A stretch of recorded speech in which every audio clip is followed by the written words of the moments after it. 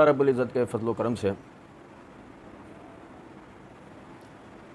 Mirza engineer के जितने भी शुबहात व एतराज़ात सहाबा इकराम रिज़वानुल्लाह अलैहिम अजमईन के हवाले से जो उसने उठाए, अल्लाह ताला की दी हुई तौफ़ीक से हमने उसके जवाबात दिए।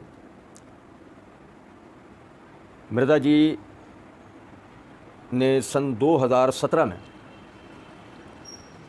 मसला 157 100 questions on Sunni and Shia issues with engineer Mohammad Ali Mirza के नाम से एक 4 घंटा और 44 मिनट तकरीबन मबनी 2 पार्ट्स पर एक वीडियो बनाई, जिसमें सहाबा किराम रिज़वानुल्लाह अलैहिम अजमईन के ऊपर होने वाले एतराज़ात की मिर्ज़ा साहब की तरफ से गोया कुल कायनात थी। वो मिर्ज़ा साहब ने उसमें जा बजा मुख्तलिफ़ मकामात के ऊपर अपने रिसर्च पेपर्स का जिक्र कर रखा है, और उसी में मिर्ज़ा जी ने ये बात कही है कि हमारी जो ये वीडियो है, ये वीडियो रिसर्च पेपर 5A और 5B के ऊपर ही तनकीदात के जवाबात हैं। और मिर्ज़ा साहब ने उसके लिए मसला 157 पार्ट 1 में एक जगह ये बात कही, वो कल्क मुझे था, वो मैंने फैसल भाई इंडिया में वहाँ पे प्रोफेशनल लोग अवेलेबल हैं, उन्होंने अल्हम्दुलिल्लाह ऑन पेमेंट हज़ारों रुपए लगाकर इंग्लिश में 58 पेजेस पे उसका तर्जुमा किया है। वो कलक मुझे था, वो मैंने फैसल भाई इंडिया में वहां पे प्रोफेशनल लोग अवेलेबल हैं, उन्होंने अल्हम्दुलिल्लाह ऑन पेमेंट हज़ारों रुपए लगा के इंग्लिश में 58 पेजेस पे इसका तर्जुमा किया है। यानी मिर्ज़ा साहब के लिए ये रिसर्च पेपर 5A और 5B, इसके लिए मिर्ज़ा साहब को बड़ी तकलीफ़ थी, बड़ा कल्क था कि इसका मुख्तलिफ़ ज़बानों में तर्जुमा हो जाए, उर्दू के अलावा भी जो लोग दीगर ज़बानें बोलने वाले हैं वो भी इसको पढ़ें, ताकि जो मैं लोगों को गुमराह करना चाहता हूँ ज़्यादा से ज़्यादा ज़बानों वाले लोग गुमराह हो सकते हैं। तो मिर्ज़ा साहब कहते हैं कि इंडिया में प्रोफेशनल किस्म के लोग अवेलेबल हैं, उनमें से मिर्ज़ा जी कहते हैं कि जो है वो फैसल भाई हैं, उन्होंने ऑन पेमेंट हज़ारों रुपये लगाकर इंग्लिश में इस किताबचे का दोनों 5A और 5B का तर्जुमा करवाया। और फिर मज़ीद आगे मिर्ज़ा जी कहते हैं कि उसके बाद इसका हिंदी तर्जुमा किया हमारे वसीम भाई हैं, प्रोफेसर हैं इंडिया के अंदर। गोया के मसला 157 जो है उसकी ईजाद ही ये दोनों पम्फलेट्स थे। फिर मिर्ज़ा जी चूँकि मसला 157 में अलीउल हसन नकवी साहब गोया उनके सामने बैठकर सवालात कर रहे हैं, पूरा एक स्टेज है, हमने तो कई जगह उसके जवाबात के दौरान उसको साबित किया है अल्लाह के करम से। वो सवालात करते हैं, मिर्ज़ा जी जवाबात देते हैं। तो ऐसे ही एक सवाल के दौरान अलीउल हसन नकवी ने कोई ऐसी बात की जो रिसर्च पेपर में पहले मौजूद थी, लेकिन फिर भी उन्होंने जूं का तू सवाल किया है।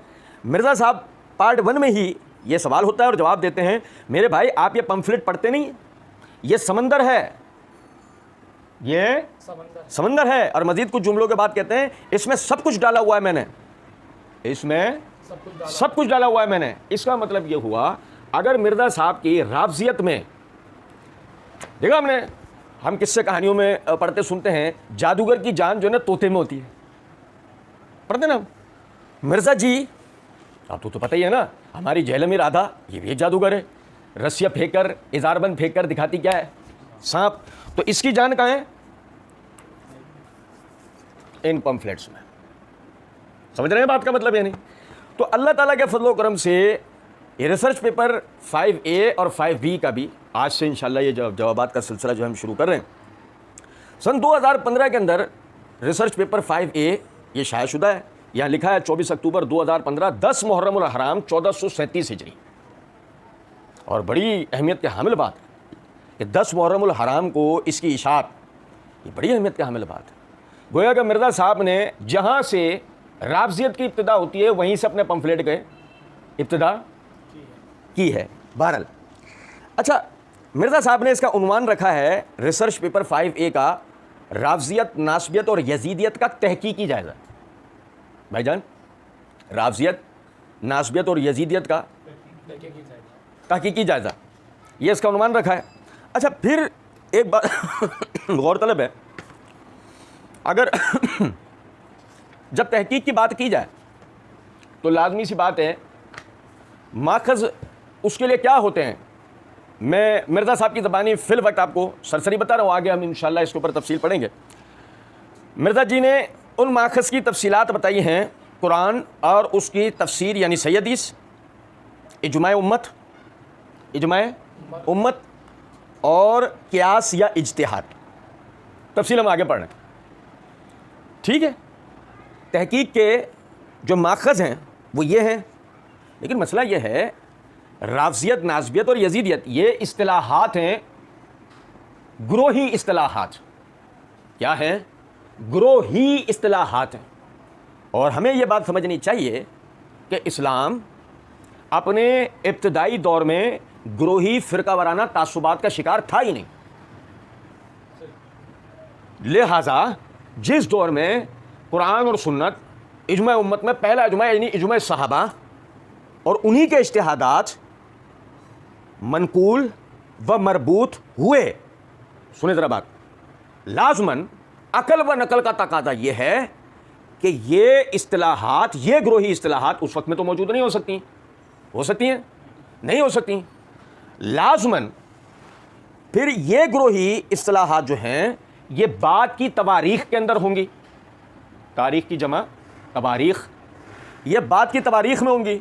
और मिर्ज़ा साहब ने अपने इस पम्फलेट के अंदर ये बात लिखी है, यानी लिखवाई है कि मुहद्दिसीन निज़ाम के इल्मी मैदान में इन झूठे तारीख़ी हवालों की हैसियत खोटे सिक्कों की मानंद है।